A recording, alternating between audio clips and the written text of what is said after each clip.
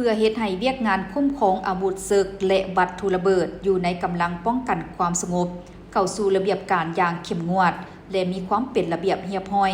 กรมใหญ่การเมืองกระทรวงป้องกันความสงบได้เอาใจใส่ยกสูงในการศึกษาวงการเมืองแนวคิดพร้อมทั้งนำพาซี่นำบรรดากรมกองวิสาเฉพาะเหตุเวียกงานขึ้นบัญชีเก็บกู้และถอนคืนอาวุธศึกจากนายและพลตำรวจให้สอดคล้องตามทิศนำและนิติกรรมของขันถึงอย่างเข้มงวดพลจัตวาทรายของเพชรวงศ์รองหัวหน้ากลุ่มใหญ่การเมืองป้องกันความสงบได้ขึ้นประกอบคำเห็นตามคำเจาะจิ้มของประธานกองประชุมในหัวข้อบัญชีอาวุธและการถอนอาวุธของพนักงานที่หมดหน้าที่ออกภาคการหับอุดหนุนบำนาญถึกวินัยเสียทาสขาดคุณและเสียชีวิต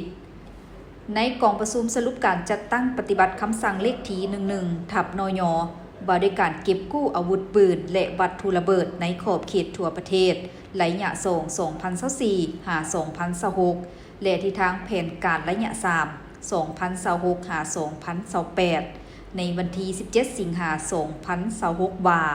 ตลอดระยะผ่านมากลุ่มใหญ่การเมืองป้องกันความสงบได้เอาใจใส่เป็นเจ้าการค้นคว้าพันขยายทิศซี่นำของรัฐบาลและคณะบัญชากระทรวงป้องกันความสงบโดยได้สมทบกับบรรดากลุ่มกองขึ้นบัญชีและเก็บกู้อาวุธศึกได้ทั้งหมด12กระบอกปืนสั้น11กระบอกปืนยาว1กระบอกจากนายตำรวจที่พักการอุดหนุนบำนาญพร้อมทั้งเก็บกู้คืนแบบบ่มีเงินไขจากนายตำรวจที่ถูกวินัยเสียทาสขาดคุณเสียชีวิตและออกสร้างเศรษฐกิจถึงอย่างใดก็ดีการจัดตั้งปฏิบัติตัวจริงเห็นว่าการถอนคืนอาวุธยังมีความซักซ้าระบบฐานข้อมูลเบิกจ่ายอาวุธยังบ่ทันเสื่อมโยงกับระบบคุ้มครองพนักงาน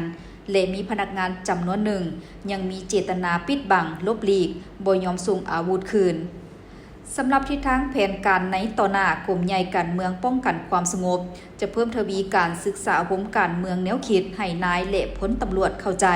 และเสื่อมซึมระเบียบการคุ้มครองอาวุธอย่างเข้มงวดพร้อมทั้งหันเป็นทันสมัยโดยการสร้างระบบฐานข้อมูลดิจิตอลเพื่อติดตามการเบิกจ่ายและเสื่อมโยงกับระบบคุ้มครองพนักงานนอกจากนี้จะเพิ่มมาตรการเฉพาะโดยกรณีพักการบำนาญแม้นให้ถอนอาวุธศึกคืนก่อนจึงมอบนโยบายกรณีถูกปฏิบัติวินัยให้ตั้งคณะกรรมการเฉพาะกิจลงยึดหรือถอนคืนทันทีและกรณีเสียชีวิตให้กลุ่มกองต้นสังกัดประสานสมทบกับครอบครัวเพื่อเก็บกู้อาวุธคืนให้ถูกต้องตามหลักการและระเบียบกฎหมายอย่างเข้มงวด